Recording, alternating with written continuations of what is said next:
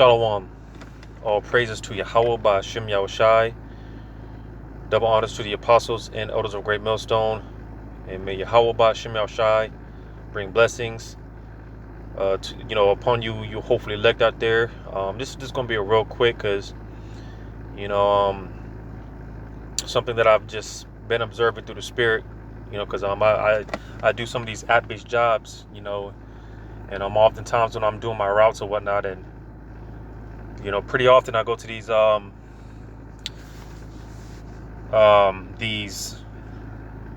neighborhoods that are, like with the gated communities, and just seeing how good and how comfortable these people are living, because obviously it's mostly Edomites living in these suburbs or whatnot, and I just be looking and thinking like, damn, because to you Jake out there, whether you know this or not, that's supposed to be us, living in because pretty much Esau, Edom, it's no coincidence, they go to the best schools and the private schools, and they live in the best neighborhoods, and they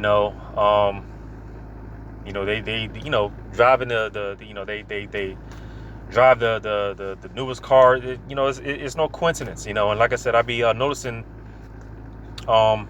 we just noticing these things, and noticing how, you see, because the way that Esau's living right now, that's supposed to be us, living in quietness, right? Having no assurance of thy life, like the curses in Deuteronomy 28. Here it is. On the other hand, so-called Negroes, Latinos, Native American Indians, we're living paycheck to paycheck, right? Like I said in the previous video, if it's not one thing, it's another. Jake, in one way, shape, form, or fashion, always it's just always something when it comes to our people and our communities. But again, on the other hand, you got these Edomites, man, they're just living comfortably, because when it comes to Esau, man, they basically live carefree. Like I said, they're right now, and they're in their quietness, they're in their rest. This is their kingdom, this is their time to shine, this is they're in their kingdom. So like I said, as I've been noticing how Esau, he's just living good, but hey, it's going to be very short-lived, because hey, it tells you in Deuteronomy 30, the 30th chapter, how 30 and 7, how hey, the curses are going to be lifted off of us, and they're going to be put on our enemies. All right, and we're currently in that transitionary period, right? But nevertheless, just noticing these things, and just seeing how Esau, Edom, mainly how good they're living, how comfortable they're living, and again, you see the thing that because that's supposed to be us. So you so-called Negroes, Latinos, Native American Indians, how Esau's living right now, that's supposed to be us. You see, matter of fact, we'll go ahead and get this real quick in Deuteronomy chapter 32, because you see, we provoke the Lord to jealousy. So he basically recompensed us upon our own head, because again, the Lord, we provoked him to jealousy. So I'm gonna read this real quick in Deuteronomy 32 and verse 21. It says, they have moved me to jealousy with that which is not God. They have provoked me to anger with their vanities, and I will move them to jealousy with those which are not a people. I will provoke them to anger with the foolish nation. So you see, again, we provoked the Lord to wrath. All right, we provoked them to jealousy, so he did the same thing to us. Because again, the way that Esau is living right now, that's supposed to be us. And like I said, oftentimes I just, we see how these Edomites are living, man, and it's just like, damn, because again, they live, basically they live carefree. They don't have to,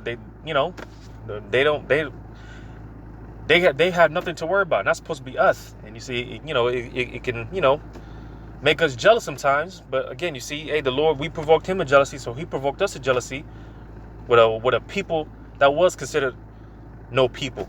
All right, people that was considered less than nothing. All right, base men, base man, the Lord put over us, because we provoked him to jealousy. You see, But like I said, it's going to be very short-lived, because like I, quoted Deuteronomy 30:7. But I just remember going over this in the previous video, going into Psalm 73, right? And how it says, verse 5, it says, "They are not in trouble as other men, neither are they plagued like other men." You see, because again, they live a carefree life. They're in their quietness. They're in their rest.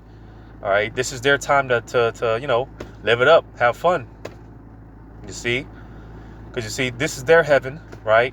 And this is our hell. Well, very soon, the Lord's gonna, like it's 2 Ezra 6:9, how Esau is the end of the world and Jacob is the beginning of it that followeth. So, like I keep quoting Deuteronomy 30:7, all right, soon the Lord's going to flip the tables are going to turn. Because again, Esau, he's in his heaven right now. We are in our hell, but soon we're going to be in our heaven. We're going to be in rulership. We're going to be the ones on top. And Esau, he's going to go back to his beast-like state. All right. You see, he's going to go back to his natural state, being a base man. And we're going to be the ones on top, living carefree. All right. Not having a worry, not having to worry about anything. That's going to be us soon. You see, but again, as of right now, like I read, we provoked the Lord to jealousy, so he provoked us to jealousy. But the people that was considered no people. All right. You see, so, I'm going to get that in Isaiah 14.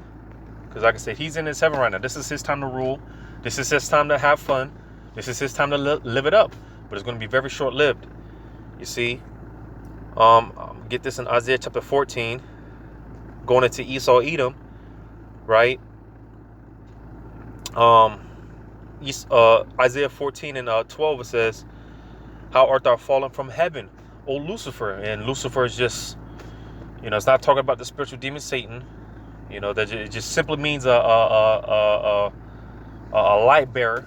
All right, because you see those of us in the truth, we're Luciferians on the right hand. Esau, he's a Luciferian on the left hand. All right, Yahushua, he was a Luciferian. A Luciferian, it just means a light bearer. All right, the scriptures go to how goes into the illuminated ones, talking about the elect. All right, because the elect, they're the real so-called Illuminati, the real illuminated ones. All right, but Esau, again, he's a Lucifer, he's a light bearer on the left hand. All right, so again, this is who it's referring to. It's not talking about the spiritual demon Satan. Matter of fact, in this same chapter, to show you that it's not talking about the spiritual demon Satan, when you jump down, I might have went too far. When you jump down in the same chapter, verse 16, it says, because again, verse 12, it said, "How art thou fallen from heaven, O Lucifer?" Right? And again, it's not talking about the spiritual demon Satan, right? But when you jump down to verse 16, it says, matter of fact, verse 15, because like I said earlier, Esau, right now he's in his heaven, his rulership, his power.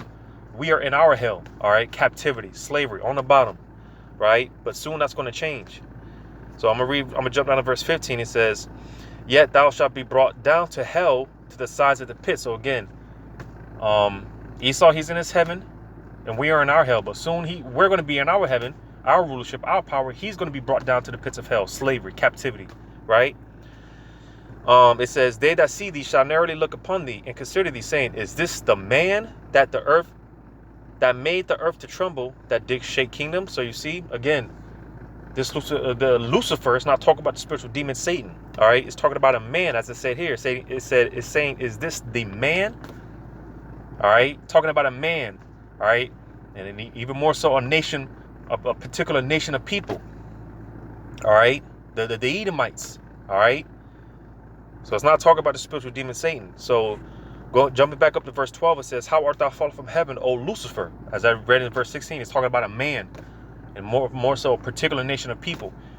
Okay, it says, "Son of the morning, how art thou cut down to the ground, which didst weaken the nations?" So again, just showing the point, because like I mentioned, Esau, he's in his heaven, And soon he's going to be brought down to the pits of hell, slavery. He's going into slavery. He's going into captivity. All right. And right now we're in our hell, but soon we're going to be in our heaven. We're going to be in our rulership, our power structure. You see? Because again, you know, we're only here because we provoked the Lord to jealousy. So he provoked us to jealousy with the people that was considered a no people. You see? So, you know, the scriptures talk about not envying these people, man. Don't envy the wicked, you know? Because again, they're in their heaven right now. This is their time to rule. This is their time to have their way. This is their time to have fun. This is their time to live it up. You know? And pretty soon, hey, you know, all the nations are going to look at us like, damn, you know, and you know, that jealousy, man, you know, because pretty soon everyone's, you know, when we're on a Lord's world, man, you know, we're the number, man. You know, like I said, because even because you know, it's going to be a ranking structure. Not every Israelite in the kingdom is going to be on the same level, but even the so to say the lowest ranking Israelite in the kingdom is going to be on a much far higher, greater level than all these nations combined. All right, talking about the lowest Israelite in the kingdom, he's still going to be higher than all the nations. All right, combined, man. All right, you see, and everyone's going to be envious of us. All right, everyone's going to be jealous of us. Everyone's going to wish they could be us. You see, and that's soon to come, but. Like I said, it's no coincidence. You know, Esau, he's you know, gets all the best jobs, and they live in the gated communities. And like I said, he's in his heaven. He's in his power structure. This is his playground. This is his time to rule, as of right now. But it's going to be very short lived. You know, it's going to be very short lived. You know, because our time is coming. You know. But that was just, you know, real quick, you know, hopefully it was edifying. All praises to Yahweh Bashem Shai. Double honors to the apostles and elders of Great Millstone. Yahweh Bashem Shai Brakathum. To you hopefully elect out there. Until next time, Lord's will, Shalom.